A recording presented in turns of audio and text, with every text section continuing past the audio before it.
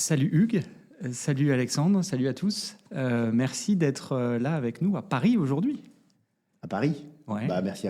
Bonjour à tous. C'est super de nous retrouver. En dehors de nous retrouver dans un café, on se retrouve ici, puis avec toute notre audience dont on va parler, Europe et Amérique latine, donc top.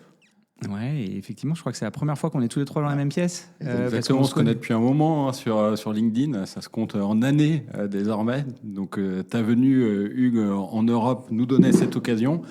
Donc l'idée, peut-être pour ceux qui ne te connaîtraient pas encore, ce serait de te présenter en quelques mots.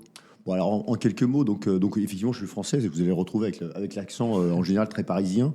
Mais ça fait 25 ans que je vis en Amérique latine. Donc j'ai fait à peu près 15 ans d'Argentine, là maintenant 10 ans au Chili.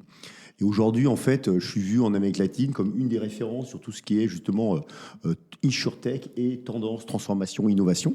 Donc effectivement, un peu votre travail, chacun à votre façon. Et puis moi, je la mets au profit en général au comité d'administration des compagnies d'assurance et des grands brokers. Donc ça, c'est une des casquettes. Et puis d'un autre côté, c'est justement comment on aide sur la partie M&A, VC, etc. Donc nous, on participe à un fonds d'investissement, 25 millions de dollars en Amérique latine qui s'appelle HS Capital. Donc voilà, donc on investit sur des startups, sur des insurtech, donc on a une passion commune tous les trois, donc ça c'est plutôt sympa. Et puis pour terminer un peu sur la casquette innovation, transformation, il y a 4 ans, on a développé au Chili l'association Insurtech du Chili, un peu sur le modèle d'Insurtech France, qui a dû démarrer à peu près sur la même période. Et puis il y a 2 ans, la Colombie m'a appelé pour développer la même association. Donc aujourd'hui au Chili, c'est à peu près 80 Insurtech et grands brokers, grandes compagnies d'assurance. Au Colombie, c'est à peu près 50.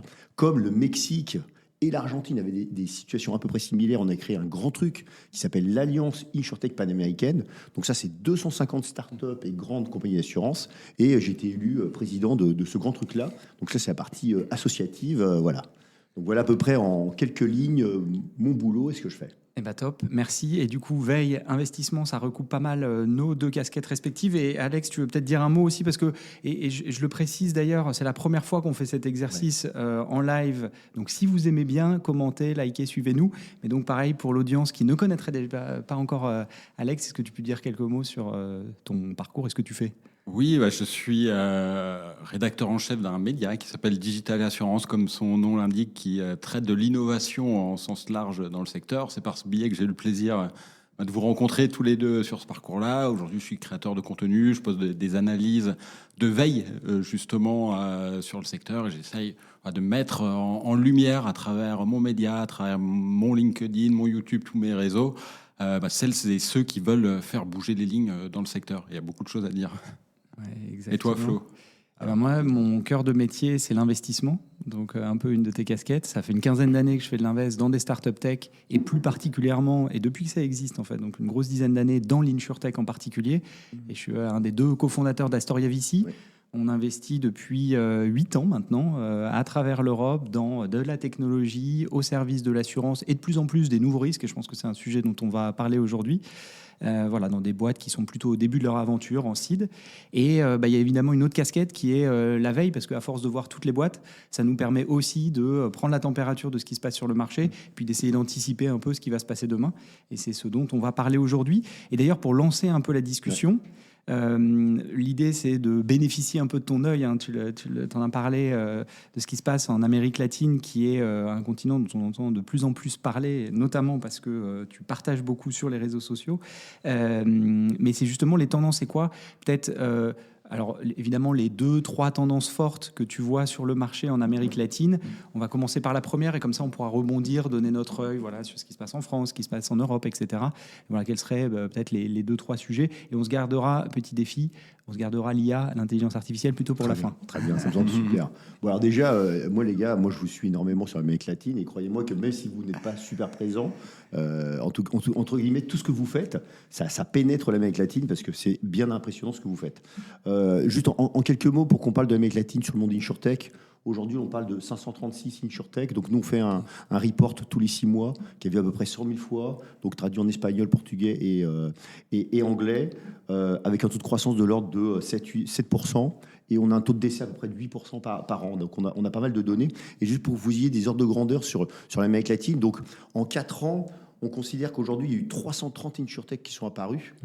Mais donc, depuis 4 ans, il y a aussi la moitié qui ont disparu. Donc, c'est assez intéressant de voir Alors, par rapport à tes questions sur la partie tendance, alors aujourd'hui, bien sûr, il y a plusieurs tendances, mais je vais commencer par la plus grande tendance.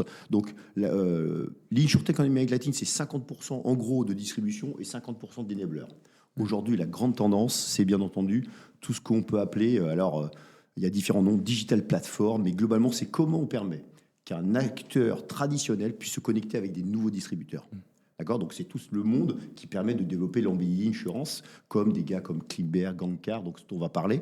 Donc, en Europe, je dirais que, par exemple, des gens comme NIT peuvent faire des choses comme ça, je crois, en France. Ouais, WeCover en Espagne. WeCover. Et effectivement, c'est intéressant de voir ça parce que, et c'était forcément une des questions, parce que l'assurance embarquée, tu as dit embedded insurance, le terme en anglais. Merci. C'est hyper. Non, mais je vais pas au-delà de la blague sur la traduction, parce que je pense que même en France, on utilise embedded insurance, mais c'était juste pour dire qu'on parlait de la même chose.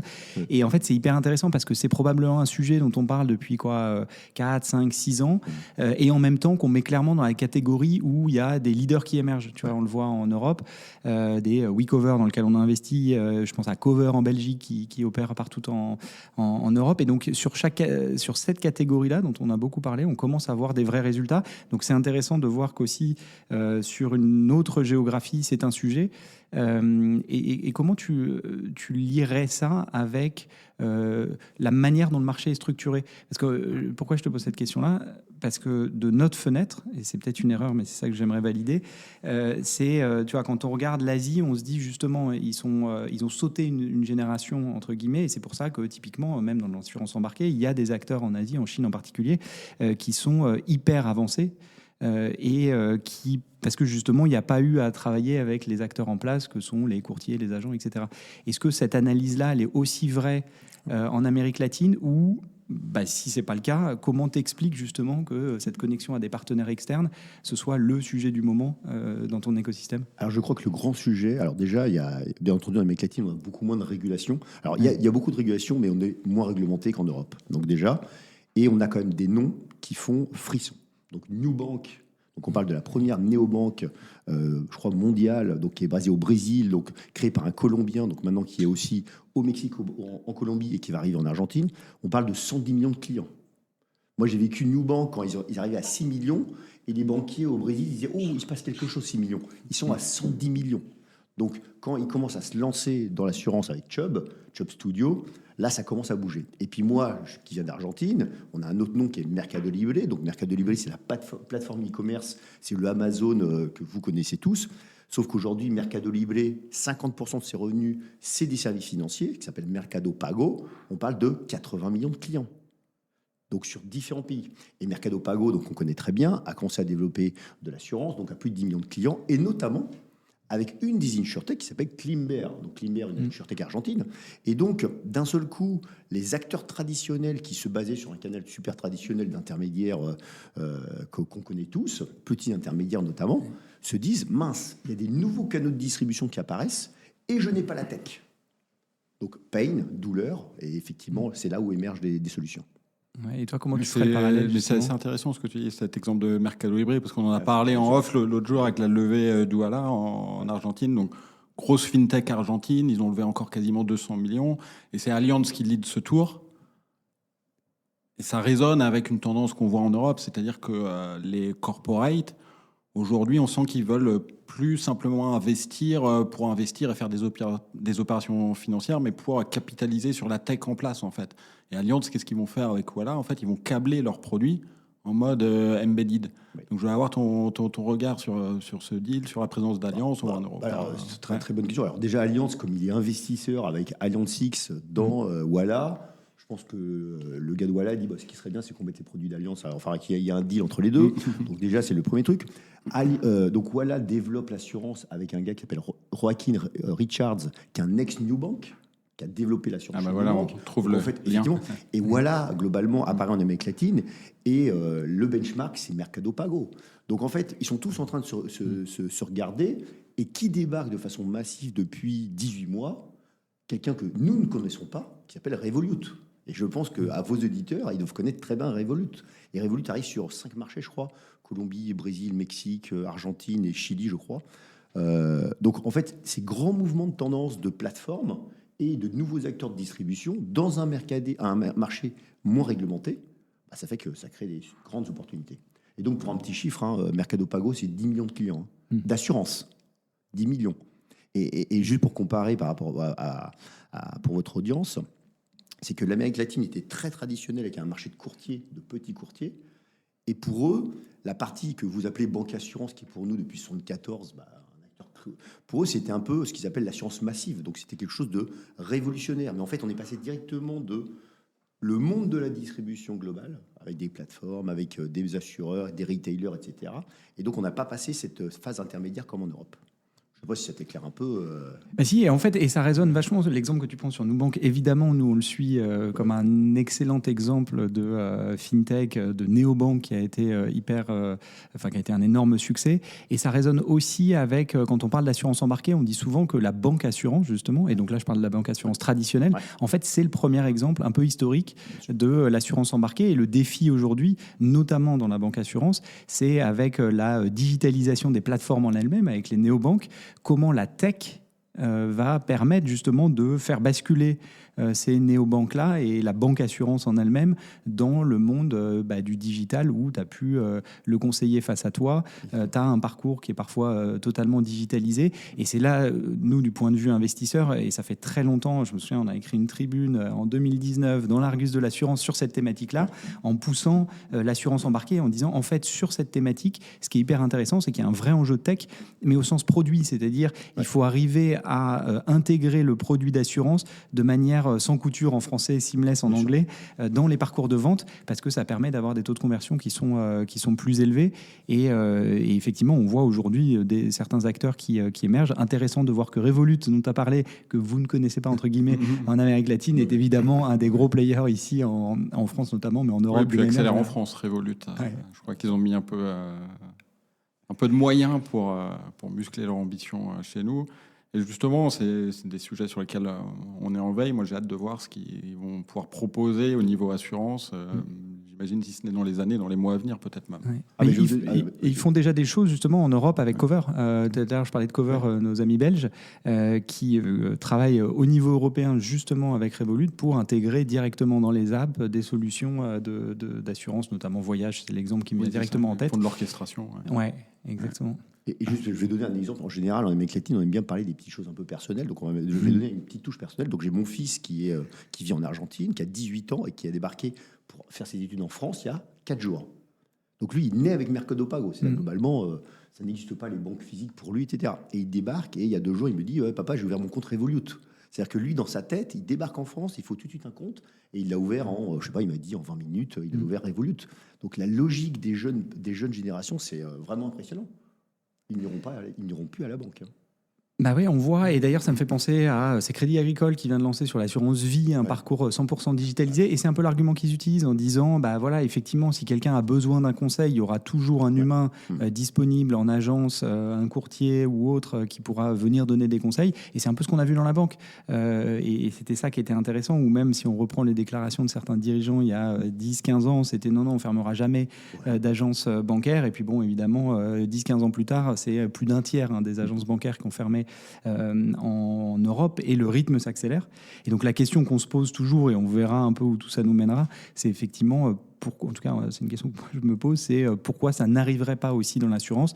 Et donc l'assurance embarquée dont tu as parlé comme étant une des grosses tendances en Amérique latine est peut-être une réponse à ça, pour dire bah voilà, comment on adresse ces nouvelles générations ou ces nouveaux produits aussi, parce que je pense que dans l'assurance embarquée, il y a aussi cet enjeu de non pas l'efficacité opérationnelle, mais la rentabilité de la distribution. C'est-à-dire qu'il y a des produits qui sont tout petits en termes de primes, qui sont pas moins nécessaires pour les clients finaux, mais sur lesquels le produit en lui-même est si peu cher que c'est difficile de payer une chaîne humaine de distribution. Et c'est là à nouveau que la tech, les plateformes qui ont déjà des millions de clients peuvent être utiles pour distribuer.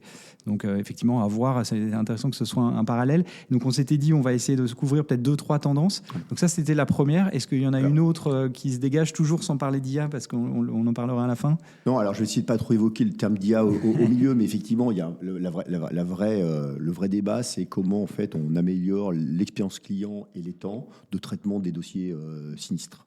Donc en Amérique latine, les dossiers sinistres sont très maltraités, tout est très manuel, les temps sont très longs, l'expérience client est extrêmement mauvaise. Et je pense que là, l'Amérique latine a vraiment du retard. Je pense que sur la partie de distribution, comme on disait avant, je pense qu'il y a des belles avancées en Amérique latine. Là, il y a du retard. Et donc aujourd'hui, les assureurs investissent de façon massive sur justement comment on optimise le parcours client sur la déclaration de sinistre et le sinistre. Et puis en intégrant notamment une dimension qui est la fraude.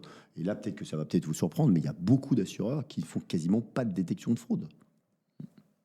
Qui est un des vrais sujets. Et d'ailleurs, ça rejoint aussi un enjeu sur la gestion de sinistres. Je sais qu'on en avait parlé dans un de nos baromètres ensemble, et c'était un des sujets que tu avais soulevé, Alexandre. Tu veux peut-être justement donner cette perspective sur en quoi la gestion de sinistres, c'est un sujet quand même assez clé en ce moment, même si ça revient régulièrement, mais en ce moment, c'est quand même un sujet chaud, quoi. Oui, forcément, c'est une brique incontournable pour les assureurs, hein, gérer le sinistre. Il y a à la fois la nécessité de le soigner, ce moment.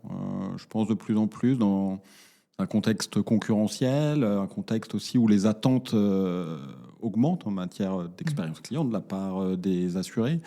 Dans un moment de tension aussi sur les sinistres, là, les événements climatiques récents nous l'auront rappelé. Hein. Niels, Pedro, c'est 1,2 milliard de dégâts assurés en quelques jours. C'est 300 000 sinistres qui sont ouverts. Donc, il faut pouvoir absorber ça. Donc, trouver à la fois de l'efficacité opérationnelle, pour reprendre ton expression, hein, Flo, qui est très importante pour les assureurs, donc être efficace pour maîtriser les coûts là-dessus, mais tout en soignant ce moment qui demeure le moment de vérité. C'est le moment névralgique dans la relation client. Pour 75% des assurés, c'est le moment le plus important de la vie de leur contrat. Il n'y a rien d'étonnant là-dessus. Donc on a senti, hein, l'an dernier, tu parlais du baromètre, ce sujet monter. Moi, je l'ai vu dans les tables rondes, dans la présence de start-up, dans des événements. InsurTech Insights, on en avait beaucoup parlé l'an dernier. Tu pourras nous dire cette année, puisque tu y vas demain, Flo, si c'est encore le cas en 2026. Mais je pense, parce qu'il y a tous ces sujets que j'évoque, et il y a ce sujet de la fraude aussi, qui est en train d'exploser. Quelques années, les assureurs étaient peut-être plus confortables au niveau des marges. Ils pouvaient se permettre de ne pas tout détecter. Ça restait assez anecdotique sur le bilan. Aujourd'hui, c'est beaucoup moins le cas. Et la fraude devient de plus en plus sophistiquée. Obligé de parler un peu d'intelligence artificielle là, mais... L'IA générative, ça permet à n'importe quel kidam de se muer en fraudeur professionnel aujourd'hui. Les outils se développent à une vitesse fulgurante. On peut faire des documents, des vidéos aujourd'hui. On a plus grosse échelle du social engineering qui est industrialisé. Aujourd'hui, ça va hyper loin. Ils peuvent repérer dans un agenda les participations, par exemple, d'un dirigeant à des meetings, à des conférences, reconstituer sa vie et mettre en place des processus pour déclencher des fraudes à grande échelle dans l'entreprise. C'est très dur de lutter là-dessus contre ça. C'est une course en avant, en fait, une course en avant perpétuelle. Ouais. Donc, gros sujet à plusieurs dimensions, la fraude. Et je pense qu'aujourd'hui, on a des acteurs historiques en France comme un Shift, par exemple, qui était sur la fraude, qui s'étend un peu sur la gestion de sinistres aujourd'hui, qui peuvent vraiment apporter quelque chose à l'industrie. Ouais, et d'ailleurs, petit chiffre qui illustre un peu ce que tu dis sur le fait que c'est un sujet du moment. Si on regarde tous les deals qui ont été annoncés en Europe dans l'InsurTech l'année dernière, c'était 20% qui étaient sur la partie gestion de sinistres, ce qui est 2 fois plus que la moyenne historique. En général, la partie sinistre, c'est 10%, on va dire, de tous les deals faits en Europe. Et donc l'année dernière, c'était 2 fois plus. Donc ça illustre ça. Et effectivement, à l'intérieur, on retrouvait cette vague sur la fraude, et que j'étendrais peut-être à la partie un peu scam, du coup, ce que tu as appelé social engineering sur la partie fraude, et que nous, on met d'ailleurs dans la partie risque émergent, en fait. Et donc, effectivement, est-ce que c'est dans la banque, on le voit, l'expérience bancaire parfois du paiement avec les authentifications dans tous les sens, etc. C'est une manière de lutter contre la fraude en rendant le process beaucoup moins fluide qu'il n'était dans le passé, mais c'est une manière de combattre. Et donc, c'est aussi intéressant de regarder comment la tech, les algorithmes, la donnée, etc., peut être utile pour refluidifier à nouveau nouveau les parcours, ce qui, à mon avis, fera un lien avec ce qu'on a dit tout à l'heure sur l'assurance embarquée, où justement on cherche plutôt à fluidifier l'entrée des clients. Et donc s'il y a un moment de friction au moment du paiement ou autre, ça peut être un défi. Donc à voir, mais intéressant de voir que la fraude, effectivement, est un sujet qui revient régulièrement. Ouais, au Latam, vous avez aussi, je crois, une assez grosse dynamique sur les startups fraude. 14-15%. Oui. Et puis surtout, on a l'Amérique latine est par définition un continent où la culture de la fraude est bien présente. D'accord, donc vous arrivez à vous l'imaginer. Et donc effectivement, il y a un vrai sujet en jeu. C'est-à-dire que je pense que jusqu'à peu de temps, on détectait très mal la fraude en Amérique latine. Et là, aujourd'hui, ils se rendent compte qu'il y a vraiment des capacités de recouvrement, justement, d'argent propre à avoir. Donc c'est assez intéressant pour optimiser la rentabilité des compagnies d'assurance. Et donc, il y a des investissements qui sont faits de façon assez significative. Par exemple, moi, j'ai en tête une insurtech là, qui travaille sur la fraude, qui s'appelle Septinel au Chili, qui arrive à détecter exactement tout ce qui est fraude reliée à tout ce qui est médicaments. Donc typiquement, c'est tu vas chez ton médecin et tu demandes des médicaments associés par exemple au fait que ta compagne soit enceinte. Et donc en fait, bien sûr, on peut détecter ça assez rapidement parce qu'effectivement, il y a certains médicaments que tu ne pourrais pas prendre en tant que genre. Et donc c'est des choses que tu en arrives à détecter assez facilement. Et aujourd'hui, sur un des assureurs sur lesquels ils travaillent, on détecte que 4% de l'intégralité des remboursements de sinistres sur les médicaments sont frauduleux. Donc c'est énorme, 4% sur ces masses qui sont très... Sur des volumes, c'est énorme. Et la grande difficulté alors nous, les Shift, on les connaît, les Fris, ils ont essayé de rentrer en Amérique latine, ils sont dans certains pays, mais pour eux, c'est toujours très difficile parce qu'en fait, chaque pays d'Amérique latine a quand même sa particularité. Il faut éventuellement des équipes, il faut parler espagnol, les volumes sont plus petits qu'en Europe ou en Asie. Et donc, pour des grands acteurs internationaux, rentrer sur l'Amérique latine, c'est assez difficile, même si c'est des grandes opportunités, alors que pour des acteurs locaux, c'est plus facile de démarrer dans des petits pays puis d'escaler. Et justement, je pense que ça nous amène à une question qu'on se posait sur la relation entre les grands groupes et les startups. C'est ce que tu effleures là du doigt en évoquant la difficulté peut-être de scale qu'on peut retrouver quand même en Europe, hein, parce que d'un pays à l'autre en Europe, on a peut-être parfois la même réglementation avec des niveaux de détail parfois un peu différents, mais on parle des langues différentes et il y a donc cet enjeu. Hein, on parle souvent du scale entre la France et l'Allemagne, qui est un défi récurrent, et dans l'autre sens, hein, de l'Allemagne vers la France. Il y a des meilleurs exemples de la France vers l'Espagne et inversement, ou de la France vers l'Italie.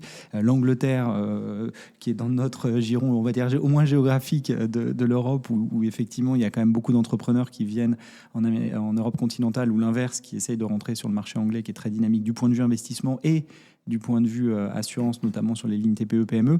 Mais voilà, donc on se posait cette question de se dire, tiens, est-ce qu'il y a un pattern que tu vois en Amérique latine, et est-ce qu'il y a des comportements dont on pourrait d'ailleurs nous-mêmes tirer des leçons et garder des bonnes pratiques qui se font entre grands groupes et startups? Alors je ne sais pas si c'est bonne pratique, mais il y a quelque chose que je vois qui est très différent, c'est qu'en Europe, tu n'as pas eu assez rapidement des grands acteurs qu'on va appeler des néo-insurers, c'est-à-dire globalement des assureurs digitaux directement du type Alan, hein.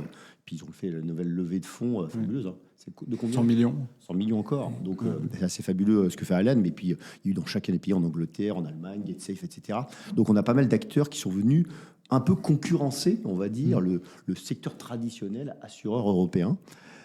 Qu'en Amérique latine, il y a eu très peu de néo-assureurs qui sont arrivés, sauf quelques cas qui restent encore qui sont intéressants, mais qui sont peu significatifs dans le cadre du Brésil.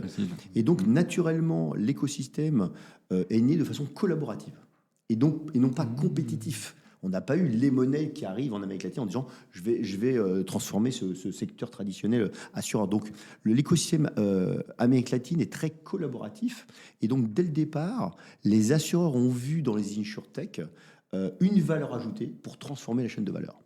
Et donc pour moi, ça c'est quelque chose d'assez remarquable. C'est pour ça qu'aujourd'hui, quand je vous parlais de l'Alliance Insurtech panaméricaine, donc ces 4 pays, on va faire entrer le Brésil et d'autres pays qui travaillent ensemble. On a 250 entreprises, dont à peu près 30 à 40 grands groupes internationaux, les MetLife, des noms que vous connaissez très bien, hein, des Cardiff, qui sont dans cette alliance insurtech panaméricaine et qui travaillent et collaborent avec les insurtech. Donc ça, pour moi, c'est quelque chose d'assez intéressant. Et puis, en fait, ce qu'on observe depuis quelques temps, c'est qu'on a des grands groupes qui maintenant commencent à investir en direct dans des insurtech. Donc, je vous parlais de Climber, qui faisaient de l'assurance embarquée, etc. Donc MetLife investit qu'à 20% aujourd'hui de Climber, donc ça c'est assez intéressant. Mapfre a investi dans une start-up de paramétrie qui s'appelle Blue Marble, qui est très présente en Amérique latine. On a GNP, donc RENEP, au Mexique, premier acteur mexicain. Donc le Mexique, c'est un gros pays, ça doit être 150 millions d'habitants, quelque chose comme ça, qui vient justement d'investir cette semaine 10 millions dans une insurtech de santé. Et donc en fait, on voit des gros acteurs se dire, OK, on collabore, super. Mais maintenant, on devrait quand même commencer à prendre des participations à l'intérieur de start-up et en direct. Et le monde CVC, c'est très peu développé. Contrairement, c'est intéressant parce que c'est plutôt l'inverse qu'on a vu en Europe. Et d'ailleurs, je pense que c'est pour ça que tu fais le lien où on a vu, et effectivement, j'ai eu la chance d'en faire partie, AXA Ventures à l'époque, au tout début de l'InsurTech, qui s'est lancé, et ça a créé une vraie dynamique où finalement quasiment chaque assureur a eu sa branche d'investissement. Aujourd'hui, il y a plutôt un mouvement de reflux où les uns et les autres referment ces poches d'investissement direct, ce qui ne veut pas dire qu'ils n'investissent pas en indirect ou qu'ils font des partenariats, etc. Mais donc c'est intéressant de voir que nous, l'innovation dans l'assurance, elle est plutôt partie comme ça, par de l'investissement. Et ensuite, elle a, je dirais, évolué. Et aujourd'hui, c'est un peu un mix. Et d'ailleurs, c'est ce qu'on évoque souvent comme bonne pratique, justement, pour les grands groupes, d'essayer de mixer ces approches-là entre l'investissement direct, l'investissement indirect à travers des fonds comme nous, par exemple, le juste partenariat. Voilà, j'achète une solution sur étagère. Ou parfois aussi l'intrapreneurship, donc le fait de créer des boîtes directement à l'intérieur des grands groupes. Et est-ce que c'est d'ailleurs l'intrapreneurship, c'est quelque chose qui existe, une dynamique qui existe aussi en Amérique latine chez les gros assureurs ou pas, et les banques d'ailleurs aussi, ou pas encore? Oui, alors ça existe, mais de façon... Alors on a un grand cas, par exemple, c'est Bradesco au Brésil. Donc Bradesco, ils doivent travailler avec 250 startups, donc ils ont fait des choses. Porto Seguro aussi au Brésil. On a Sancor Venture en Argentine. Donc on a différents acteurs qui ont essayé de faire des choses. Ça reste confidentiel. On ne peut pas dire que les résultats sont vraiment probants. Et effectivement, nous, on attendait une vague de CVC apparaître. On a eu Sura au Colombie qui a créé son CVC, ou Consorcio au Chili. Mais au final, ça n'a pas pris. Et on a l'impression que la nouvelle tendance, c'est au final...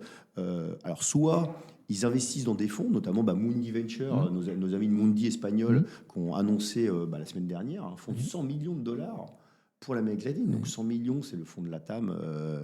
Donc, soit des acteurs investissent via, par exemple, des Mundi pour investir dans des startups, ou alors en direct, comme je disais avant. Donc effectivement, ça c'est un petit peu différent. Il y a des questions qui se posent, je pense, autour de l'investissement, parce que pareil de Flo, tu disais oui, il y a des assureurs qui ferment leurs bras d'investissement, Munich Re notamment, qui est un exemple emblématique, mais dans le dernier rapport Gallagher a été mentionné qu'en 2025, on n'avait jamais eu historiquement autant d'investissements CVC au monde. Donc il y a quand même un paradoxe. Et on en parlait de fois Allianz X qui met quand même un gros billet. Donc il y a des stratégies différentes. Là, on est à la croisée des chemins, j'ai l'impression, pour certains. Mais je me pose la question, est-ce que c'était un chiffre en euros ou en dollars? En nombre d'investissements. Parce que sinon, une des manières de l'expliquer, c'est aussi ce qu'on voit sur la maturité de l'écosystème InsurTech, en tout cas en Europe, où à nouveau, ça fait 10-12 ans que certaines boîtes existent. Et on voit des leaders émerger dans certaines catégories, ce que j'évoquais tout à l'heure.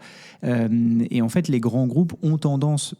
par simplicité probablement et par compréhension du business aussi évidemment, d'investir justement dans des boîtes qui sont plus matures. C'est plus facile pour un grand groupe d'investir dans une boîte qui a des chiffres et qui peut démontrer son business model, qu'elle fonctionne et qu'elle apporte de la valeur à la chaîne de valeur de l'assurance, que d'investir sur une boîte plus jeune. Et ça, c'est le métier de spécialiste, d'investir au tout début pour se lancer, trouver le bon produit, trouver les premiers clients, etc. etc. Et donc je me demandais, d'où ma question, est-ce que c'était en nombre ou en euros sonnant et trébuchant, parce que si c'était en euros, ça pouvait aussi s'expliquer par ces catégories leaders qui lèvent beaucoup d'argent et qui attirent aussi les grands groupes qui sont plus familiers avec ce type d'investissement-là. Un petit mot sur la collaboration qui m'intéresse énormément, parce que tu dis, c'était dès le départ, il y avait naturellement, c'est né comme ça, cet esprit collaboratif. Mais dans les faits, est-ce que ça se met en place facilement? Parce qu'en France, on peut dire aujourd'hui, il y a eu deux phases. L'InsurTech, on va dire qu'elle a 10 ans aujourd'hui, elle a fait ses 10 ans cette année. Il y a eu cette première phase où il y a eu beaucoup de défiance. Il y a eu, tu parlais de Lemonade, en France aussi, on a eu des acteurs qui sont venus un peu bousculer l'écosystème avec des discours qui étaient parfois très, très, très, très fort aussi, avec l'idée de renverser un peu l'ordre établi. Donc il y a eu cette période de défiance. Je pense depuis 4-5 ans, ça s'est beaucoup calmé. Il y a même un regard qui est très différent, ça on pourra reparler, mais de l'écosystème corporate sur les néo-assureurs. Ça a beaucoup changé. Les victoires d'Alan sur le terrain de la PSC, les succès d'un Achille, par exemple, également, je pense que ça contribue à changer la vision. Mais aujourd'hui, on voit malgré tout, Flo, ça doit être la même chose avec les startups avec lesquelles tu travailles. C'est un sentiment général de frustration, à savoir que, ne serait-ce que pour déclencher un POC avec un assureur, aujourd'hui, on est sur un horizon de 18 mois. C'est très long. Donc, je voulais savoir comment c'était au Latam. Alors, moi, j'ai bien aimé ta notion de croiser des chemins, et effectivement, c'est aussi ce que tu disais, Flo. J'ai pas l'impression qu'on a trouvé au niveau mondial le bon business model. Est-ce qu'on investit? Est-ce qu'on passe par un fonds d'investissement? Est-ce qu'on fait que de la collaboration? Je pense qu'on est tous un peu en train de se tâtonner. Alors, moi, je vais prendre, curieusement, souvent, je vais prendre un peu la défense des assureurs cette fois-ci. Moi, ce que j'observe en Amérique latine, c'est que souvent, les startups sont arrivées. Nous, on a une maturité un peu plus courte, peut-être 5-6 ans, pour dire des choses comme ça. Et en fait, les insurtech sont venus avec, oui, on a une solution transformante, on va créer de l'impact, etc. Et puis moi, j'ai vécu en interne, en aidant des assureurs, à faire collaborer des assureurs avec des startups, des insurtech. Et au final, nos assureurs sont peut-être de temps en temps un peu plus lents, mais les startups ou insurtech n'ont pas non plus la solution magique, fabuleuse du jour au lendemain. C'est-à-dire, globalement, je pense qu'on doit tous, les deux parties, aussi bien les assureurs traditionnels ou les grands brokers, et puis les startups, je pense qu'il faut qu'on ait tous l'humilité de savoir comment travailler ensemble. Et cette chimie-là, elle n'est pas simple. Je pense qu'elle n'est pas complètement résolue, pour dire clairement les choses. Alors peut-être qu'en Europe, l'assureur est long, et puis l'insurtech a tout de suite la bonne solution, etc. Nous, en Amérique latine, je considère que ce n'est pas ça. Je pense qu'on a une responsabilité 50-50. Et je pense que ce qui va être très changeant, c'est quand justement, et là c'est ce qu'on observe actuellement, des personnes de talent, des compagnies d'assurance commencent à créer des insurtech. Quand des insurtech, des entrepreneurs vont commencer à rentrer dans une compagnie d'assurance, ça va créer en fait une culture qui va permettre justement d'améliorer cette collaboration. Donc moi, je pense que là, on a 50-50 de responsabilité. Ok, mais je pense c'est intéressant parce que je pense qu'il y a un peu de méfiance aussi, à nouveau, quand ça fait 10 ans. Et c'est ce que tu as dit tout à l'heure. Tu as dit, nous, on n'a pas eu le Lemonade qui est arrivé, qui a débarqué sur le marché et qui a dit, attends, je vais vous expliquer comment on fait. Et je pense que ça, c'est ce qu'on a payé sur l'écosystème InsurTech en Europe, où la première vague a eu un petit peu tendance, du côté des entrepreneurs, à avoir cette espèce d'insolence, en fait, au départ, qui a été vérifiée pour certains, mais qui n'avait pas été vérifiée pour d'autres. Et du coup, je pense que ça a été un peu un défi pour l'écosystème au moment du retournement de marché 2022, 2023, 2024. Et j'ai le sentiment qu'on a plutôt atteint ce que Gartner présente comme le plateau de la productivité, qui est cette espèce d'équilibre où, en fait, je pense que tout le monde a bien compris que tout n'était pas excellent dans les startups, mais qu'à l'inverse, tout n'était pas acheté. Oui. Et voilà, donc la première phase, c'était tout est excellent, tout est merveilleux, les startups vont disrupter. Je me souviens d'un grand assureur français qui parlait de je cherche le Uber de l'assurance, donc c'était 2014. Donc voilà, après c'était plutôt l'inverse, et plus aucune start-up n'a de la valeur, l'insurtech ça sert à rien, etc. Et aujourd'hui on est une sorte d'équilibre où il y a même des grands groupes qui ont racheté des startups, qui continuent à exploiter d'ailleurs les marques des startups qu'elles ont achetées. On a l'inverse aussi, il y a les deux. En France, j'ai un exemple en tête, ils ont gardé la marque. En Angleterre, à l'inverse, ils viennent de tuer récemment la marque pour mettre tout ça sous le nom de l'acquéreur final. Et puis après, il y a aussi une bascule, je dirais, entre les startups que tu as présenté comme les néo-assureurs, donc ceux qui vendent des produits d'assurance, qu'ils soient d'ailleurs courtiers, MGA ou assureurs de plein exercice. Et puis en fait, il y a ceux qui vendent de la tech aux assureurs. Et eux, par définition, c'est du partenariat. Et là, malheureusement, on retombe sur ce que tu as dit, les process de vente. Alors nous, on est un peu plus conservateurs. On dit toujours à nos startups en portefeuille, faut prévoir 24 mois de vente. Parce que 18 mois, c'est pour les top solutions qui fonctionnent bien. Donc ça, c'est un défi. Et d'ailleurs, ça nous amène, on en parlait depuis tout à l'heure, de l'IA, et je pense qu'il y a peut-être un endroit où ces process de vente sont un tout petit peu plus rapides que les 18 mois que tu évoques ou les 24 mois que nous, on prend comme benchmark. C'est évidemment l'IA dans l'assurance. Alors, question un peu bête pour toi, mais est-ce que c'est un sujet aussi en Amérique latine ou pas encore ? Alors, je vais te répondre, mais en fait, tu m'as tilté avec le 18 mois et le 24 mois. Là. Et je me suis dit, et moi, qu'est-ce que tu réponds C'était ça, en fait. Non, mais je vais donner un chiffre. Je pense qu'on est plutôt sur l'ordre de 9 à 12 mois. Et déjà, nous, ça nous paraît très, très long. Ok, Donc, c'est intéressant. Ouais, c'est intéressant. Ça. Voilà. Donc, quand j'ai des startups, nous, on est plutôt sur les cycles de 9 à 12 mois. Ok. Donc, voilà. Donc, comme ça, on part avec, chacun avec un chiffre en tête. Mais est-ce que ça, justement, parce que j'ai des... Et on arrive sur l'IA, hein, parce que tout le Ouais, monde attend qu'on t'inquiète, parle de l'IA. Ouais, juste avant l'IA, mais même tu vois, des startups qui sont dans l'IA aujourd'hui, qui développent des solutions pour des besoins immédiats. Ouais. Mais on connaît le cycle d'une startup, elle a besoin quand même rapidement de pouvoir générer des revenus. Hein, c'est sa survie qui est en jeu. Moi, je me demande aujourd'hui, en matière de conseil, est-ce qu'il faut conseiller à une startup d'aller chercher des premiers revenus ailleurs qu'en France? Ah, quelle question. Si, tu vois, par exemple, en Amérique latine, tu as des cycles plus courts, tu as un marché, comme tu le disais, qui est là. Est-ce que, pour commencer, ça peut pas être une idée? On rappelle qu'à l'époque, un Shift avait trouvé ses premiers leviers à Singapour et au Mexique. Ouais. Ah ouais. J'ai parlé avec une start-up récemment, j'ai oublié le nom, malheureusement, ça va peut-être me revenir, qui est française et qui commence déjà à développer des produits. De mémoire, il y a un produit au Mexique et en République dominicaine. Et en fait, il a réussi déjà directement à l'implémenter, donc c'est assez intéressant. Parce qu'en fait, oui, si on a la capacité de parler espagnol, parce que clairement pour l'Amérique latine et brésilien et portugais pour le Brésil, hein, si on n'a pas la langue, c'est vraiment un red flag direct. Mais sinon, effectivement, je pense qu'il y a des grandes opportunités vraiment sur l'Amérique latine, parce que là, par contre, et on va venir sur le sujet de l'IA, c'est des blue ocean, des océans bleus. On parle d'océans bleus en France? Ouais, Oui, ouais, ça Ouais, marche. d'accord. Donc, océan bleu, clairement, parce que il y a par exemple, je peux donner toujours ce que je mentionne toujours. Je crois qu'il y a moins de 2% des insurtech qui travaillent sur les PME. Ah oui, c'est tout 2% petit. des 536, alors ça doit être 2-3% qui travaillent sur les PME. C'est globalement, vous rentrez dans un marché pour travailler avec une solution de PME, vous êtes tout seul.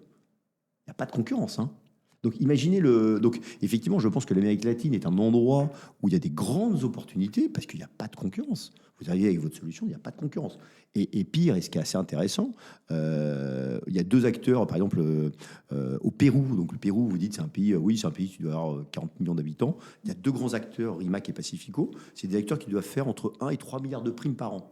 C'est pas petit, hein. Ils n'arrivent pas à tirer des startups et des insurtech.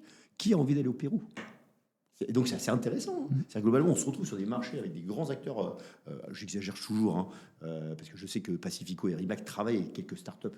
Mais pour eux, c'est pas évident d'attirer des startups pour aller travailler dans ces pays-là, alors qu'il y a des assureurs de taille. C'est étonnant. Ouais, mais je pense, oui, Donc oui, il y a un biais de dire pense si qu'il- je suis français, je commence en France, il faut absolument que j'ai mes premiers revenus en France avant d'aller voir ailleurs. C'est la roadmap intuitivement qu'on se fixe. Mais je me demande aujourd'hui, hein, je ne sais pas si c'est une réponse, une alternative pertinente ou crédible, mais s'il n'y a pas manière d'explorer une autre voie pour des startups qui n'arrivent pas justement à cranter, à déclencher suffisamment de revenus assez rapidement. je pense que l'Amérique latine est une zone d'opportunité. Et un des exemples d'ailleurs, alors il n'est pas français, il est espagnol, mais c'est BDO. BDO donc c'était Computer Vision pour la gestion de sinistres auto. Donc l'idée de, pour faire très simple, je prends une photo, ça me donne un peu le niveau de dégâts et combien ça pourrait m'en coûter. C'est une sorte de tractable espagnol. Ouais. Et en fait, eux, leur scale, ils l'ont pas du tout fait en Espagne, ils l'ont pas fait du tout en Europe, pardon. Ils l'ont fait en Amérique latine où, tu le sais mieux que moi, ils ont énormément de logos, énormément de clients, et en fait, ils sont allés développer leur solution là, ou à l'inverse, en Europe, il y avait une très forte concurrence avec Tractable, qui est l'acteur historique, et quasiment un acteur, au moins un acteur, j'ai envie de dire, dans chacun des pays locaux en Europe, et donc la compétition très, très importante ici. Eux, ils ont fait leur job en Espagne, et après, bam, ils sont allés en Amérique latine. Donc ça, c'est un des exemples qui me vient en tête, Bien sûr, c'est un et très qui bon est exemple. une super réussite.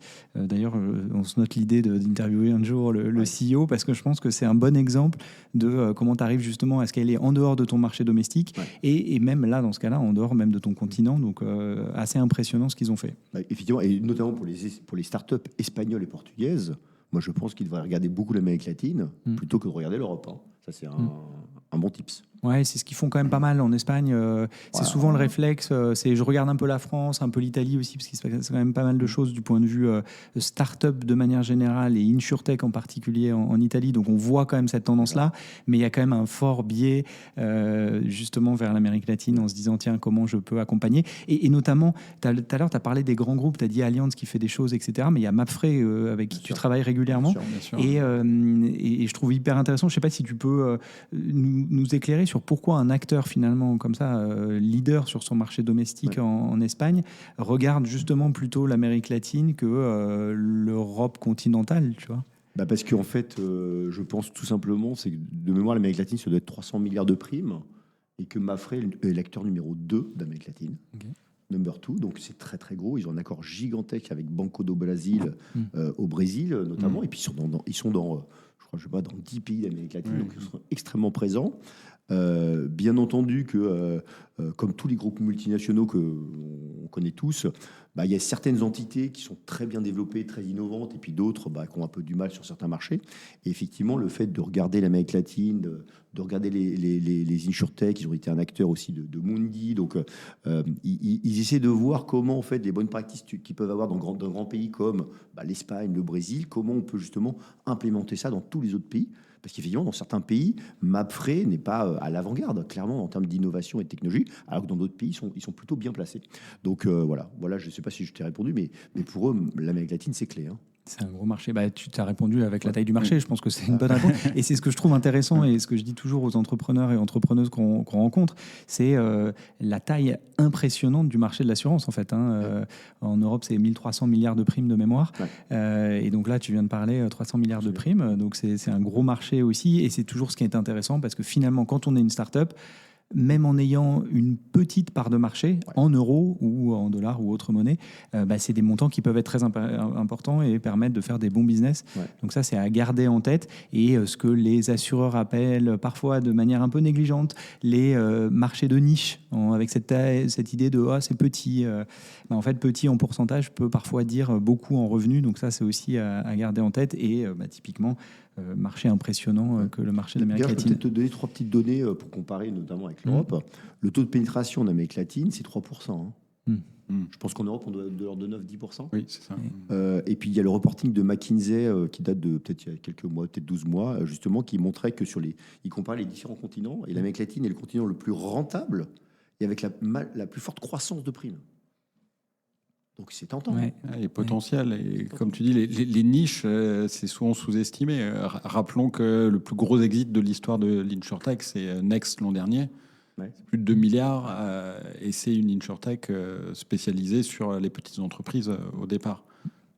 Et là, sur l'intelligence artificielle, on voit que c'est des marchés, même aux États-Unis, qui ne sont pas encore adressés. Une des grosses levées du début d'année, là, c'est Harper.ai, c'est San Francisco. Deux gars là, qui ont lancé ça pour faire de l'IA vraiment sur petites entreprises, Broking AI. Ce qu'ils disent, oui, c'est le constat, c'est que c'est encore très obsolète. Les process, assurer les petites entreprises via des systèmes de courtage très traditionnels, peu équipés, peu digitalisés. Il y a vraiment tout à faire et tout à aller capter sur ces niches en fait qui sont plus que des niches.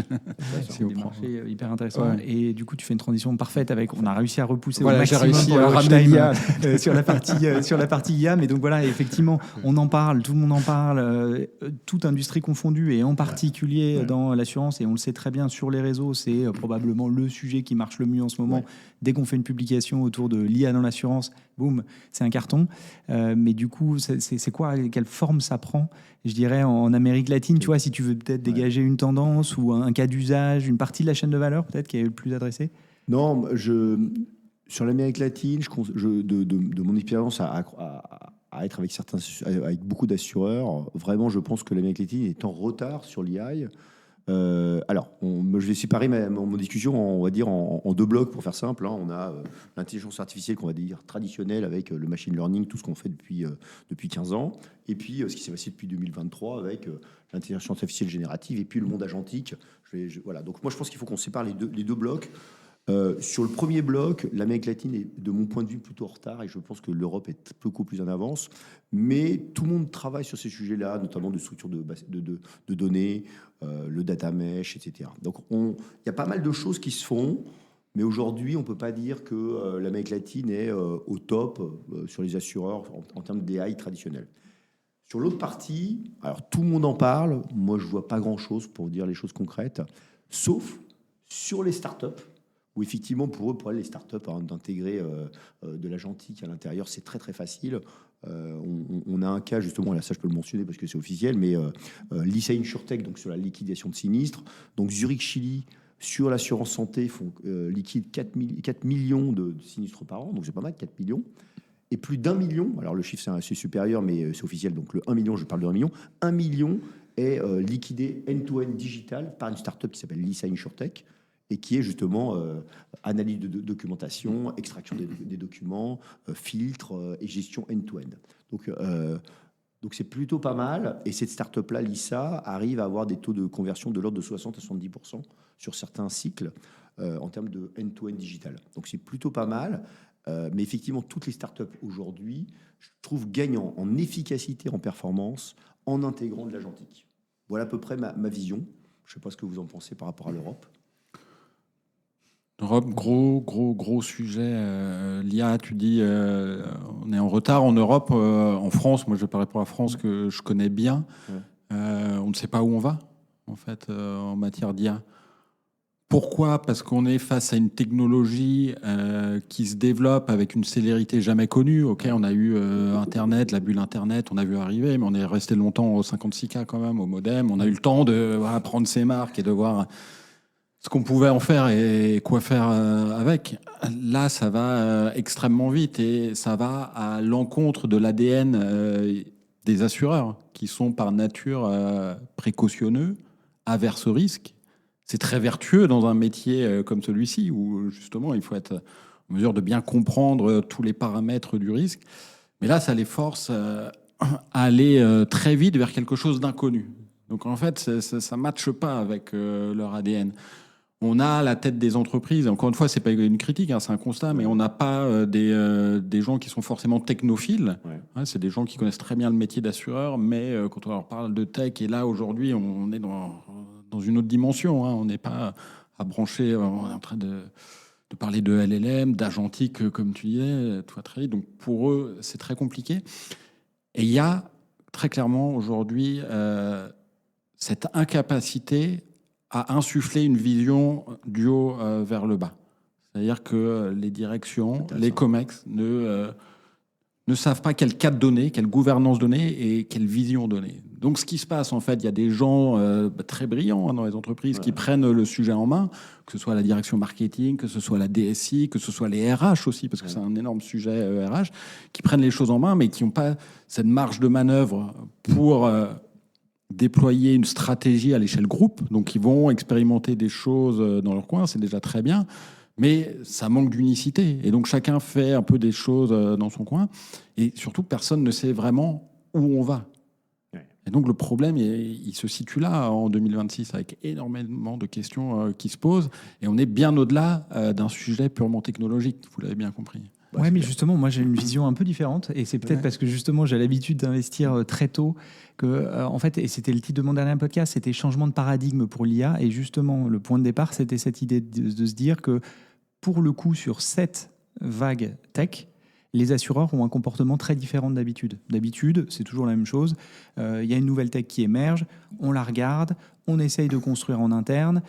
Pour plein de raisons, ça ne fonctionne pas. Et donc, on bascule vers l'extérieur. On va se servir 24, 36 mois plus tard sur une solution qui fonctionne sur le marché. Et donc, entre-temps, on a perdu un petit peu de temps.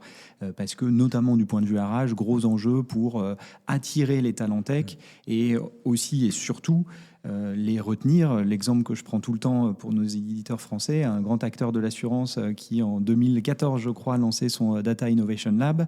2018, 4 ans plus tard, il était fermé. Et ça a donné quoi? Ça a donné les CEO et fondateurs de Shift, Cantev, Zelros, donc les plus belles startups InsurTech en France, sont issus Descartes aussi, sont aussi issus de ce périmètre-là. Donc, difficile de retenir les talents.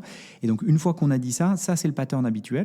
Ouais. Et en fait, sur l'IA, justement, moi, je le vois de façon positive, c'est-à-dire que tout le monde bouge dans tous les sens. Alors, je partage ton opinion qui est de se dire, on ne sait pas bien où ça va, ça, je suis d'accord. Mais à l'inverse, et pour la première fois, il y a plein de thèses dans tous les sens. Et surtout, il y a des méthodes qui sont complémentaires. À nouveau, évidemment, on voit des acteurs de l'assurance qui reprennent leur réflexe habituel de « attends, je vais le faire en interne ». Ça existe. Ouais. Mais ce qui existe aussi, c'est de travailler avec des startups. Tu as parlé d'agents IA, c'est quelque chose qu'on voit. Donc, c'est des acteurs qui utilisent l'IA au cœur de leur valeur ajoutée. Ouais. C'est à peu près la moitié de tous les deals AI InsurTech en Europe. Et eux, ils disent, attends, on va co-construire avec les assureurs. Donc là, déjà, on est dans une démarche différente. C'est-à-dire, on est au début de la vague. Et pour autant, les assureurs se disent, je vais travailler avec une start-up à l'extérieur pour essayer de co-construire. Et puis après, il y a le modèle traditionnel d'une AI InsurTech qui, elle, cherche à résoudre un problème en particulier qui vient et là, qui tombe dans les process de vente dont on a parlé tout à l'heure, 9-12 mois dans la TAM, 18 mois en France, on va dire, et puis 24 mois en Europe de manière générale. Et donc, on retombe sur ces différentes pièces de puzzle. En fait, les assureurs cherchent quoi, c'est une vraie question, mais en tout cas, ils le font de manière très complémentaire et très différente. Et ça, je trouve que c'est extrêmement différent. Et du coup, du point de vue innovation, je me dis qu'à nouveau, et c'est quelque chose que tu as dit tout à l'heure, personne n'a la secret sauce. Personne ne sait quelle est la manière de fonctionner et de réussir dans l'innovation. Et donc, probablement, en cherchant beaucoup de choses, en lançant plein d'initiatives, il y a sûrement des réussites là-dedans. À nouveau, je ne suis pas en train de dire que tout va réussir, mais c'est probablement en cherchant dans plein de directions et avec des manières différentes qu'on a les chances de réussite. Et donc, typiquement, est-ce que c'est quelque chose aussi que tu vois, ces différentes manières de faire autour de l'IA, même si tu as dit que tu avais plutôt l'impression que c'était plus dynamique en Europe qu'en Amérique latine? Moi, j'ai l'impression que c'est quand même plus dynamique en Europe. Et puis, je pense qu'il y a quand même plus de... Il y a beaucoup de talents en Amérique latine, mais je pense qu'il y a plus de talents préparés, notamment en France, sur l'IA. On a vu la levée de Yann Lequin, c'est assez impressionnant. Donc, clairement, oui. Je pense que l'Amérique latine est un peu en retard. Il se passe des choses. Oui, il se passe des choses de tous les côtés. Clairement, l'Amérique latine, c'est pas non plus par où ça va. Donc moi, je pense qu'on a là sur ça, on est à peu près d'accord. Ok. Mais juste, Fred, le petit point différent, c'est que moi, je sais que ceux qui font bouger le secteur de l'assurance, c'est les Mercado Pago, je répète, et les New Bank, parce que ces acteurs-là, eux, doivent travailler avec des assureurs qu'ils considèrent comme très archaïques.